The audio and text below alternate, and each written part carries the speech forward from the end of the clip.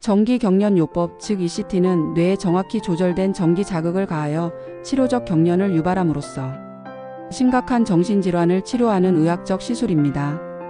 ECT는 현대 정신의학에서 가장 효과적이고 즉각적인 치료법 중 하나로 특히 중증 우울증, 심한 조증, 정신병적 증상, 긴장성 증후군 등에서 생명을 구하는 치료로 인정받고 있습니다. 많은 사람들이 ECT에 대해 부정적인 편견을 가지고 있지만 현대의 ECT는 과거와 완전히 다른 안전하고 정교한 의료시술로 발전했습니다. ECT의 핵심 원리는 뇌의 짧은 시간, 보통 0.5에서 2초 동안 전기 자극을 가하여 전신 경련을 유발하는 것입니다. 이 과정에서 뇌의 신경 전달 물질과 신경회로의 복합적인 변화가 일어나며 이것이 치료 효과로 이어집니다. 현재까지 ECT의 정확한 작용 기전은 완전히 밝혀지지 않았습니다. 하지만 세로토닌, 도파민, 노르에피네프린 등 주요 신경 전달 물질의 변화, 뇌율의 신경 영양인자인 BDNF의 증가, 신경 가소성의 개선 등이 복합적으로 작용하는 것으로 이해되고 있습니다. 현대 ECT의 가장 중요한 특징은 안전성과 정밀성입니다. 환자는 전신 마취와 근위 완제를 투여받아 의식을 잃고 근육이 완전히 이완된 상태에서 시술을 받습니다. 따라서 환자는 시술 과정을 전혀 기억하지 못하며 고통을 느끼지도 않습니다. 또한 정교한 모니터링 시스템을 통해 환자의 생체 징후를 지속적으로 관찰하여 안전성을 확보합니다. ECT는 정신과 치료에서 매우 특별한 위치를 차지합니다. 약물 치료가 효과가 없거나 부작용이 심한 경우, 환자의 생명이 위험한 응급 상황, 임신 중 안전한 치료가 필요한 경우 등에서 ECT는 종종 최선의 선택이 됩니다. 특히 중증 우울증에서 ECT의 반응률은 80에서 90%에 달해 어떤 항우울제보다도 높은 효과를 보입니다. ECT에 대한 사회적 인식 개선도 중요한 과제입니다. 과거 영화나 소설에서 묘사된 ECT의 모습은 현재와 전혀 다르며 이러한 잘못된 정보로 인해 많은 환자들이 효과적인 치료를 받지 못하는 경우가 있습니다. 따라서 ECT에 대한 정확한 정보 제공과 교육이 매우 중요합니다. ECT의 역사는 1930년대로 거슬러 올라갑니다. 1934년 헝가리의 신경학자 라디슬라우 메두나는 간질과 정신분열병이 동시에 발생하는 경우가 드물다는 관찰에서 착안했습니다. 그는 화학적으로 경련을 유발하는 치료법을 시도했고 이것이 경련요법의 시작이었습니다. 메두나는 캄포르나 펜틸렌테트라졸을 사용하여 경련을 유발했지만 이 방법은 환자에게 극심한 공포와 고통을 주었습니다. 1938년 이탈리아의 신경학자 우고 체를레티와 루치오 비니가 전기를 이용한 경련요법을 개발한 것이 현대 ECT의 직접적인 출발점이 되었습니다. 그들은 로마의 도축장에서 전기를 이용해 대지를 기절시키는 것을 보고 영감을 얻어 인간에게 전기 경련요법을 적용했습니다. 첫 번째 환자는 정신분열병을 앓고 있던 39살 남성으로 치료 후 놀라운 호전을 보였습니다. 1940년대와 1950년대는 ECT의 황금기였습니다. 효과적인 정신과 약물이 없던 시절 ECT는 심각한 정신질환의 거의 유일한 효과적 치료법이었습니다. 하지만 이 시기의 ECT는 마취나 근위 완제 없이 시행되어 환자들이 의식이 있는 상태에서 경련을 겪어야 했습니다. 이로 인해 골절이나 탈구 등의 부상이 발생하기도 했습니다. 1950년대부터 클로르프로마진 등 항정신병, 약물과 이미프라민 등 항우울제가 개발되면서 ECT의 사용이 급격히 감소했습니다. 또한 1975년 영화 뻐꾸기 둥지 위로 날아간 새에서 ECT가 처벌수단으로 묘사되면서 대중의 부정적 인식이 크게 증가했습니다. 1970년대부터는 모디파이드 ECT 또는 모던 ECT라고 불리는 현대적 ECT가 발전하기 시작했습니다. 전신 마취와 근위 완제 사용이 표준화되었고 정교한 모니터링 시스템이 도입되었습니다. 1980년대에는 단극성 전극 배치가 개발되어 기억 손상을 크게 줄일 수 있게 되었습니다. 1990년대부터는 ECT의 기술적 개선이 가속화되었습니다. 짧은 펄스 파형의 도입으로 인지 부작용을 더욱 줄일 수 있게 되었고 전기 자극의 강도와 지속 시간을 정밀하게 조절할 수 있는 현대적 ECT 기계들이 개발되었습니다. 21세기에 들어서면서 ECT는 다시 주목받기 시작했습니다. 약물 치료에 반응하지 않는 치료 저항성 우울증이 문제가 되면서 ECT의 중요성이 재인식되었습니다. 안전성과 효과성에 대한 과학적 근거가 축적되면서 의학계에서 ECT에 대한 인식이 크게 개선되었습니다. 현재 ECT는 세계보건기구인 WHO와 미국 정신의학회인 APA 등 주요 의학기관에서 중증, 정신질환의 표준 치료법으로 인정받고 있습니다. 전 세계적으로 연간 약 100만 명이 ECT 치료를 받고 있습니다. ECT의 작용 기전은 매우 복잡하고 다면적이어서 현재까지도 완전히 해명되지 않았습니다. 하지만 지난 수십 년간의 연구를 통해 여러 가지 중요한 기전들이 밝혀졌습니다. 가장 기본적인 것은 신경 전달 물질 시스템의 변화입니다. ECT는 세로토닌, 노르에피네프린, 도파민, 가바 등 주요 신경 전달 물질의 농도와 수용체 민감도를 변화시킵니다. 특히 세로토닌 시스템의 활성화는 항우울 효과와 밀접한 관련이 있는 것으로 알려져 있습니다. 신경 내 분비 변화도 중요한 기전 중 하나입니다. ECT는 시상하부 마이너스 내 하수체 마이너스 부신 축, 즉 HPA 축의 활동을 정상화시킵니다. 그리고 뇌율의 신경 영양 인자인 BDNF, 신경 성장 인자인 NGF 등의 분비를 증가시킵니다. BDNF의 증가는 뇌의 신경 가소성을 개선하고 신경세포의 생존과 성장을 촉진하여 항우울 효과에 기여합니다. 뇌 혈류와 대사의 변화도 ECT의 중요한 효과입니다. 기능적 뇌영상 연구에 따르면 ECT는 전두엽과 변형계의 혈류와 포도당 대사를 변화시키며 이는 기분 조절과 인지 기능에 영향을 미칩니다. 특히 우울증에서 과활성을 보이는 뇌 부위의 활동을 정상화시키는 효과가 있습니다. 신경 가소성의 증진은 ECT의 장기적 효과를 설명하는 중요한 기전입니다. ECT는 새로운 신경 연결의 형성을 촉진하고 손상된 신경회로를 복구하는 데 도움을 줍니다. 이는 학습과 기억의 중요한 해마에서 특히 두드러지게 나타나며 이것이 ECT의 항우울 효과와 일부 기억 부작용을 동시에 설명할 수 있습니다. 염증성 사이토카인의 감소도 ECT의 효과 기전 중 하나입니다. 우울증 환자에서 증가되어 있는 인터류킨 6, TNF-알파 등의 염증성 사이토카인이 ECT 치료 후 감소하는 것이 관찰되었습니다. 이는 우울증의 염증 가설과 연결되어 ECT의 항우울 효과를 설명하는 데 도움이 됩니다. 에피제네틱 변화에 대한 연구도 활발히 진행되고 있습니다. ECT가 유전자 발현을 조절하는 후속 유전학적 기전에 영향을 미쳐 장기적인 치료 효과를 나타낸다는 가설이 제시되고 있습니다. ECT의 주요 적응증은 중증 우울증입니다. 특히 정신병적 증상을 동반한 우울증, 긴장성 증상을 보이는 우울증, 자살 위험이 높은 우울증에서 ECT는 1차 치료로 고려됩니다. ECT는 중증 우울증에서 80에서 90%의 높은 반응률을 보이며 이는 어떤 항우울제보다도 높은 수치입니다. 또한 효과가 빠르게 나타나 보통 3번에서 4번 치료 후부터 호전을 보이기 시작합니다. 조증과 혼재성 사파도 ECT의 중요한 적응증입니다. 특히 약물 치료에 반응하지 않거나 부작용으로 인해 약물을 사용할 수 없는 경우, 그리고 신속한 증상 조절이 필요한 응급 상황에서 ECT가 효과적입니다. 조증에서 ECT의 반응률은 약 80% 정도로 보고되고 있습니다. 정신분열병과 정신분열정동 장애에서도 ECT가 사용됩니다. 특히 긴장성 증후군을 동반한 경우 항정신병 약물에 반응하지 않는 급성, 정신병적 사파, 심한 음성 증상 등에서 ECT가 도움이 될 수 있습니다. 정신분열병에서는 보통 항정신병 약물과 ECT를 병용하는 경우가 많습니다. 치료 저항성 우울증은 ECT의 가장 중요한 적응증 중 하나입니다. 2가지 이상의 서로 다른 계열의 항우울제를 충분한 용량과 기간 동안 사용했음에도 호전되지 않는 경우 ECT를 고려해야 합니다. 치료 저항성 우울증에서도 ECT는 60에서 70%의 반응률을 보입니다. 임신 중 정신질환에서 ECT는 매우 안전한 치료 옵션입니다. 임신 중에는 대부분의 정신과 약물 사용에 제한이 있지만 ECT는 모체와 태아 모두에게 안전한 것으로 알려져 있습니다. 특히 임신 중 중증 우울증이나 정신병적 증상에서 ECT는 1차 치료로 권장됩니다. 고령 환자에서도 ECT는 안전하고 효과적입니다. 오히려 고령 환자에서는 약물의 부작용 위험이 높아 ECT가 더 안전한 선택일 수 있습니다. 치매를 동반한 우울증에서도 ECT가 효과적일 수 있습니다. 응급 상황에서 ECT는 생명을 구하는 치료가 될 수 있습니다. 심한 자살 위험, 식사 거부로 인한 탈수와 영양실조, 긴장성 혼미 등에서 ECT는 신속한 증상 개선을 가져올 수 있습니다. 현대 ECT는 엄격한 안전관리 하에 시행되는 의료 시술입니다. 시술 전 평가가 매우 중요한데 환자의 병력, 현재 복용 중인 약물, 마취, 위험도, 심혈관계 상태 등을 종합적으로 평가합니다.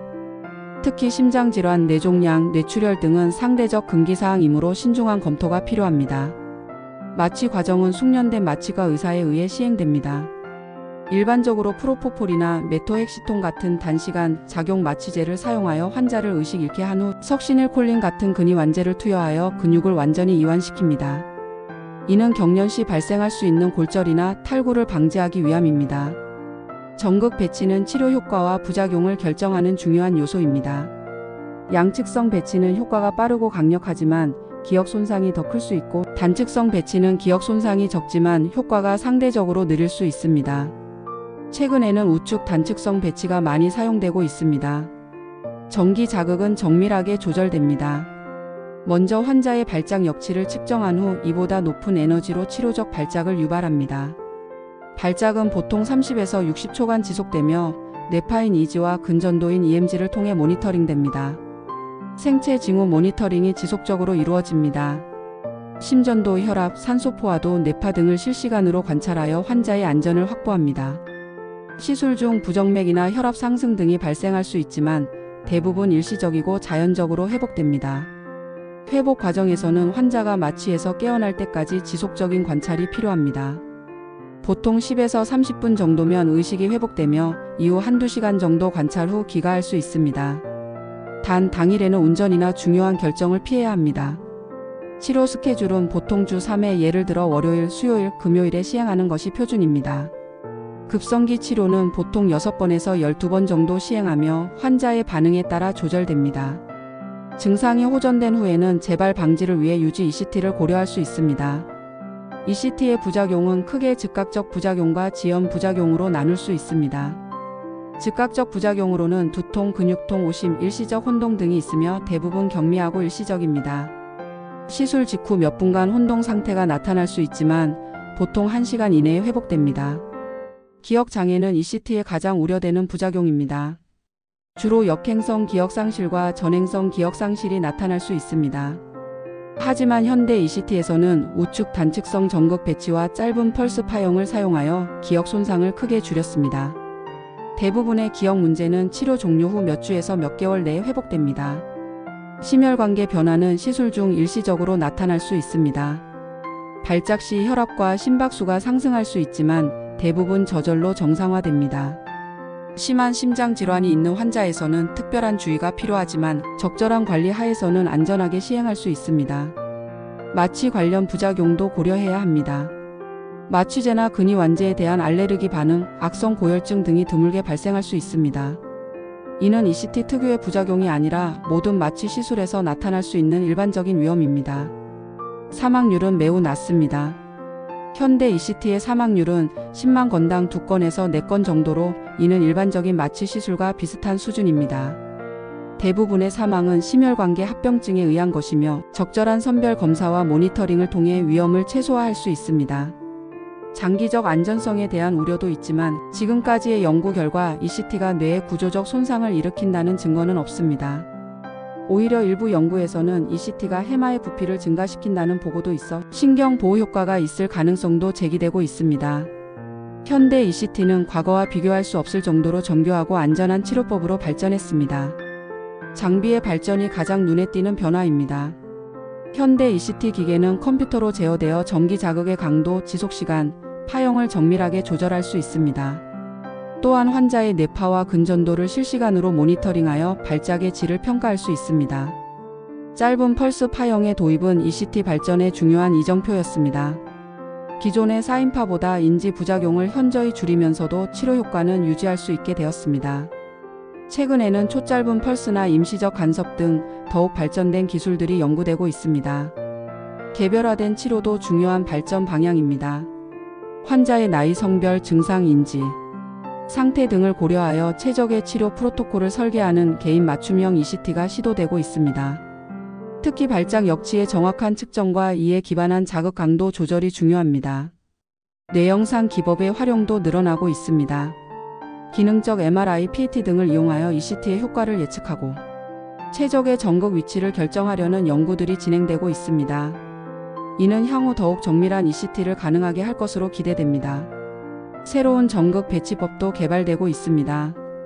기존의 양측성, 우측, 단측성 외에 전두축두부, 전두정수리부 등 새로운 배치법들이 연구되어 효과를 유지하면서 부작용을 줄이려는 노력이 계속되고 있습니다. ECT 외에도 다양한 뇌자극 치료법들이 개발되어 사용되고 있습니다. 반복 경두계 자기자극, 즉 RTMS는 자기장을 이용하여 뇌의 특정 부위를 자극하는 비침습적 치료법입니다. RTMS는 마취가 필요 없고 기억 손상이 없다는 장점이 있지만 ECT보다 효과가 약하고 치료 기간이 길다는 단점이 있습니다.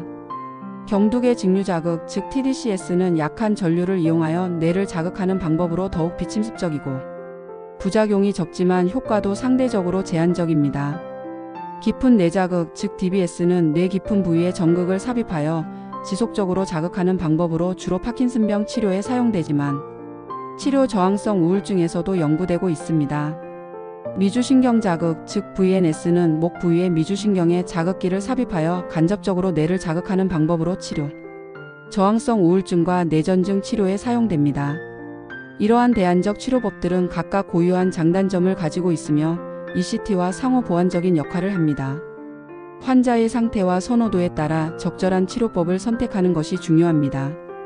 ECT에 대한 사회적 인식은 복잡하고 때로는 모순적입니다. 한편으로는 과거 영화나 소설에서 묘사된 부정적 이미지가 여전히 강하게 남아있어 많은 사람들이 ECT를 두려워하거나 거부감을 느낍니다. 다른 한편으로는 의학적 근거와 안전성에 대한 인식이 개선되면서 ECT를 긍정적으로 받아들이는 환자와 가족들도 늘어나고 있습니다. 정확한 정보 제공이 매우 중요합니다. 의료진은 환자와 가족에게 ECT의 효과와 부작용, 대안적 치료법 등에 대해 충분히 설명해야 합니다. 특히 과거의 ECT와 현재의 ECT가 완전히 다르다는 점을 강조해야 합니다. 동의 과정도 신중하게 이루어져야 합니다. 환자가 충분한 판단 능력을 가지고 있는 경우 본인의 동의를 받아야 하며 인지 능력이 저하된 경우에는 법정 대리인이나 가족의 동의가 필요합니다. 일부 국가에서는 법원의 승인이 필요한 경우도 있습니다. 문화적 차이도 고려해야 합니다. 일부 문화권에서는 정신질환에 대한 낙인이나 정기치료에 대한 종교적 거부감 등이 있을 수 있으므로 이러한 요소들을 고려한 접근이 필요합니다. 환자의 자율권 존중은 매우 중요한 윤리적 원칙입니다. 환자가 ECT를 거부하는 경우 그 의사를 존중해야 하며 강제로 시행해서는 안 됩니다. 단 생명이 위험한 응급 상황에서는 예외적으로 법적 절차를 통해 시행할 수 있습니다. ECT 연구는 여러 방향으로 활발히 진행되고 있습니다. 작용 기전 연구는 여전히 중요한 과제로 뇌영상 기법과 분자 생물학적 방법을 이용하여 ECT가 뇌에 미치는 정확한 영향을 밝히려는 노력이 계속되고 있습니다. 이는 더 효과적이고 부작용이 적은 치료법 개발의 기초가 됩니다. ECT의 품질 관리는 환자 안전과 치료 효과를 보장하는 핵심 요소입니다. 표준화된 프로토콜의 수립과 준수가 중요하며 이는 시술 전 평가, 마취 관리, 자극 매개 변수 모니터링, 회복 관리 등 모든 과정을 포함합니다. 지속적인 교육과 훈련도 필수적입니다. ECT팀의 모든 구성원은 정기적인 교육을 받아야 하며 최신 지식과 기술을 습득해야 합니다. 장비의 정기적 점검과 유지 보수도 중요합니다. ECT 기계의 정확한 작동과 안전장치의 정상 기능을 보장하기 위해 정기적인 점검과 교정이 필요합니다. 합병증 대응 체계의 구축도 필수적입니다. 응급 상황에 대비한 충분한 준비와 신속한 대응 체계를 갖추어야 하며 필요시 상급 의료기관으로의 이송 체계도 마련되어야 합니다. 정기 경련요법 ECT는 현대 정신의학에서 가장 효과적이고 중요한 치료법 중 하나입니다. 1930년대 개발 이후 90년 가까운 역사를 통해 안전하고 정교한 의료시술로 발전했으며 중증 정신질환 환자들에게 희망과 회복의 기회를 제공하고 있습니다. ECT의 가장 큰 장점은 높은 효과율과 빠른 작용 시간입니다. 중증 우울증에서 80에서 90%의 반응률을 보이며 다른 치료법이 효과가 없거나 사용할 수 없는 상황에서 생명을 구하는 치료가 될 수 있습니다. 특히 자살 위험이 높은 환자, 임신 중인 환자, 고령 환자 등에서 안전하고 효과적인 치료 옵션을 제공합니다. 현대 ECT는 과거의 부정적 이미지와는 완전히 다릅니다. 전신 마취와 근위 완제 사용으로 환자는 시술 과정을 전혀 기억하지 못하며 정교한 모니터링 시스템으로 안전성이 확보되어 있습니다. 기억 손상 등의 부작용도 현대적 기법을 통해 크게 줄어들었습니다. 하지만 ECT에 대한 사회적 편견과 오해는 여전히 존재합니다. 이는 많은 환자들이 효과적인 치료를 받지 못하게 하는 주요 장벽이 되고 있습니다. 따라서 정확한 정보 제공과 교육을 통한 인식 개선이 매우 중요합니다. 미래 ECT는 더욱 발전된 기술과 개인 맞춤형 접근을 통해 효과는 높이고 부작용은 줄이는 방향으로 발전할 것입니다. 새로운 자극 기법 바이오마커 활용, 인공지능 적용 등을 통해 더욱 정밀하고 안전한 치료가 가능해질 것으로 기대됩니다. ECT는 정신의학 분야에서 약물 치료와 함께 양대 축을 이루는 중요한 치료법입니다. 적절한 적응증 선택, 숙련된 의료진, 충분한 안전관리 하에 시행될 때 ECT는 심각한 정신질환으로 고통받는 환자들에게 새로운 삶의 기회를 제공할 수 있습니다. 의료진, 환자, 가족, 그리고 사회 전체가 ECT에 대한 정확한 이해를 바탕으로 협력할 때 이 치료법이 가진 진정한 가치를 실현할 수 있을 것입니다. ECT는 단순한 의료 시술을 넘어서 인간의 존엄성과 삶의 질을 회복시키는 희망의 치료법으로 계속 발전해 나갈 것입니다. 정신건강 분야에서 ECT의 역할은 앞으로도 계속 중요할 것이며 지속적인 연구와 기술 발전을 통해 더 많은 환자들이 이 효과적인 치료법의 혜택을 받을 수 있기를 기대합니다. 무엇보다 ECT에 대한 편견을 극복하고 과학적 근거에 기반한 합리적 판단을 통해 환자에게 최선의 치료를 제공하는 것이 가장 중요합니다. 본 콘텐츠는 일반적인 건강 정보이며 전문적인 의학적 조언이나 진료를 대체할 수 없습니다. 건강에 문제가 있을 경우 반드시 의사 등 의료 전문가와 상담하시기 바랍니다. 제공된 정보의 활용에 대한 모든 책임은 전적으로 사용자 본인에게 있습니다.